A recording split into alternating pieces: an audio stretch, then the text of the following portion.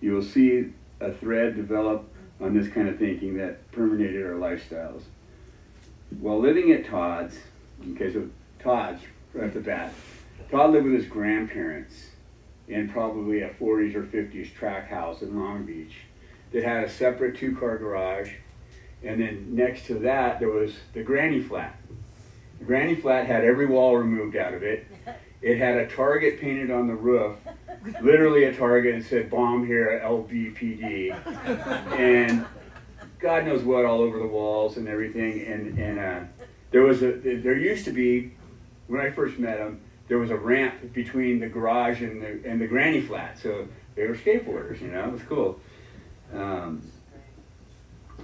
So while living at Todd's was fun on many levels, learning how to play with Todd and Ron as a group and making as much noise as we wanted whenever we wanted was priceless. And we did. We 24/7. We were in that room, just, none of us knew what we were doing at all. Todd's grandpa would come out and goes, "Turn that shit off," and Todd would be like, "Get out of here, old man, we're making noise." You know, whatever. He would come out all the time because we didn't know what we were doing. Everything would be, we didn't know how to even plug stuff in. It would just be feeding back and screaming and crazy. We were living with little or no responsibility, no bills to pay, sleeping off hangovers all day just to wake up and do it all over again. Did I mention no responsibility? This also meant sleeping on dirty floors in a dirty, well-used practice party room with graffitied walls, beer barf, silk carpet. We had no money, zero food, which was pretty low on our radar as long as we had beer. Somebody always seemed to show up, willing to contribute or to make a beer run. But I think Ron and I were actually starving. And we were, you know. I don't even know how we existed, because Todd was like, he would send his grandparents or his grandpa out to get him food all the time, and we would be back there figuring out how we could come up with 50 cents for a loaf of bread, you know, all the time, you know. At this point, we started playing as a 3-piece once or maybe even twice at Jerry Roach's Cuckoo's Nest in Costa Mesa. I think we did pretty well, but something was missing. We needed a front man if we really wanted to kick it into high gear. There were a few names mentioned. Steve Olson, who was a bass player in my first band, The Hoods, who we played with Vicious Circle. A friend and pro skater was in the running, and we even tried out playing at a house party. A guy named Rick, who had bad habits, Mike says. That's being very nice, Mike. Yeah. So he lasted one house party show, that was it. We needed somebody bigger than life, somebody with an undeniable presence. I always remember Jack Grisham from parties and shows where we were, but he seemed to appear and then just disappear. There seemed to be a light about him, always grinning and smiling, and seemed pretty much bulletproof, but he was always dressed way over the top and a bit aloof, but possibly hiding a dark side, like a modern-day Jack the Ripper. What's the matter with you? He's got foresight, I mean. You're fucking editing this shit? I'm gonna sue.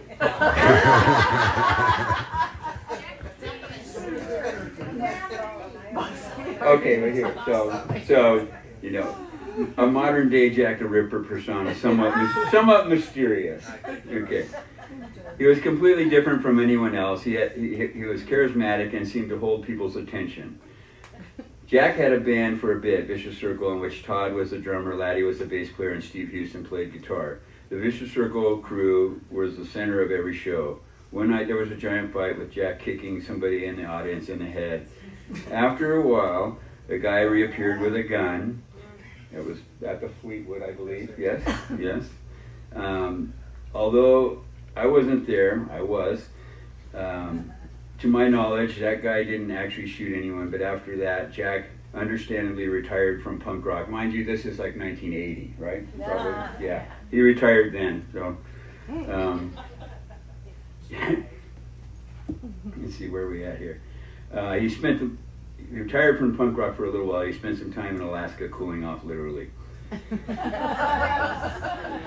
Sooner rather than later, Jack returned, and I would see him at shows in the oddest places. At times, it would seem like I saw him everywhere I went, making eye contact, but he was always leaving before we could connect.